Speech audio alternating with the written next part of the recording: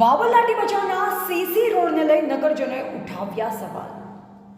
બાબર નગરપાલિકા દ્વારા નગરજનોની સુવિધા માટે અનેક વિકાસના કામો ચાલી રહ્યા છે, જેમાં બાબર હાઈવેથી લાટી બજારના સીસી રોડને લઈ નગરજનોએ સવાલ ઉઠાવ્યા છે.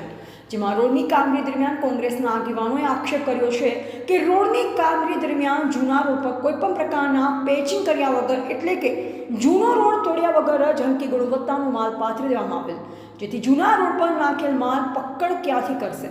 તેમજ આ રોડનું કામ કોન્ટ્રાક્ટર દ્વારા રાત્રિ દરમિયાન કરતા અનેક તર્ક વિતર્કો થઈ રહ્યા છે. કરોડો રૂપિયાના ખર્ચે બનનારા રોડના કામમાં લાલિયાવાડી થઈ રહી છે. અહીં પસાર થતા નગરસેવકો પણ ચૂપકીદી સેવી રહ્યા છે.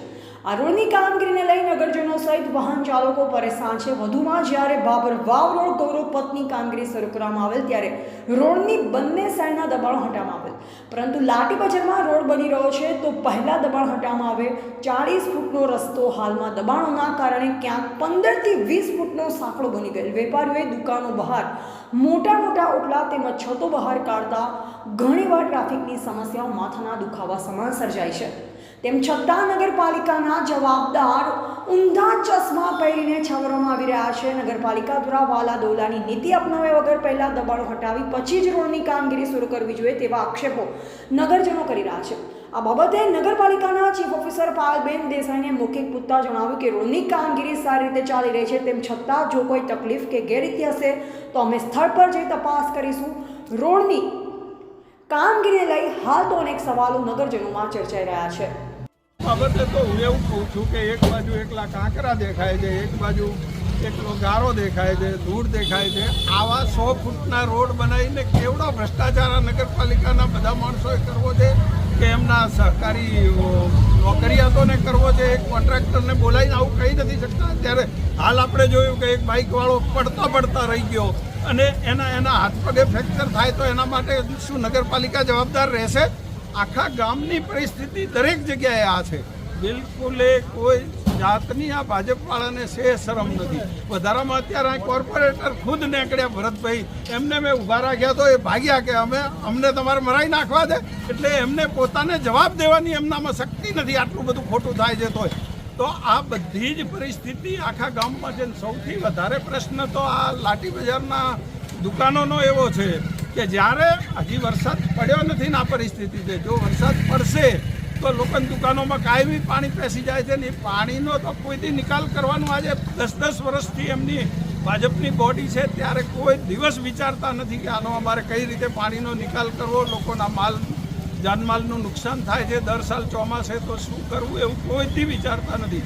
એમને તો ફક્ત રાત્રે કામ અંધારામાં કરવા, લોકો જોડે ભ્રષ્ટાચાર કરવા અને કોન્ટ્રાક્ટર કોણ છે એ લોકોને જાણમાં ના આવે એટલે રાત્રે બધું કામ કરી લેવું. દિવસે આ દશા લોકોની આ બધું કેટલું વ્યાજબી છે. ફક્ત લોકો અત્યારે આ ભાજપના બધા જ ગુંડાઓથી એટલી બધી ગભરાય છે કે કોઈ જાહેરમાં આવીને વાત કરવા તૈયાર નથી. બાકી ગામ આખું એવું કંટાળ્યું છે આ ભાજપમાંથી, પણ જાહેરમાં કોઈ ગુંડાઓથી બિયાતા આવતું નથી. આ સત્ય હકીકત છે. આ દશા ગામની કરીને મૂકી છે. આ રોડના ખરાબ કામ બાબતે તમે પાલિકામાં કોઈ જાણ કરી? હા, પાલિકાને મેં અત્યારે જ નગરપાલિકાના ચીફ ઓફિસરને ફોન કર્યો તો કે અમે જોઈ લેશું, સ્થળ વિઝિટ કરશું. એના પહેલાં માધવ સિટીમાં ગટર ઉભરાતી હતી ત્યારે પણ મેં ફોન કર્યો તો એમણે એવો જવાબ આપ્યો કે અમે સ્થળ વિઝિટ કરશું. બાકી કશું જ એમની બધાની મિલીભગત છે. અને ઘણા બધા કોર્પોરેટર એવામાં મારા મિત્રો છે જે કહે છે કે અમને તો થોડું ઘણું 2 મહિના થાય એટલે મળી જાય છે. આવું જાહેરમાં કોર્પોરેટરો પણ સ્વીકારે છે. એટલે આ લોકોને પૈસા ભેગા કરવા વગર કોઈ રસ નથી. ગામની કોઈ પડી નથી. ગામનું શું થાય એમાં એમને કોઈ રસ નથી. આ પરિસ્થિતિ ગામની છે. ગામ આખું કંટાળ્યું છે. આ ભાજપના ગુંડાઓ, ભાજપના લુખી દાદાગીરી કરવા વાળા માણસોથી ગામ જાહેરમાં કોઈ આવતું નથી. બાકી ખૂબ દુઃખી છે ગામ. અને એનો જવાબ આવતી આ 6 મહિના પછી નગરપાલિકાની ચૂંટણીમાં ગામ ભેગું થઈને હાલવાનું છે. એ નિર્વિવાદ સત્ય છે. આપનું નામ ના હોદો છે? નામ અશોક કુમાર તેજારામ ઠક્કર. હું બાબર શહેર કોંગ્રેસ કાર્યકારી પ્રમુખ છું હાલ. ઓકે.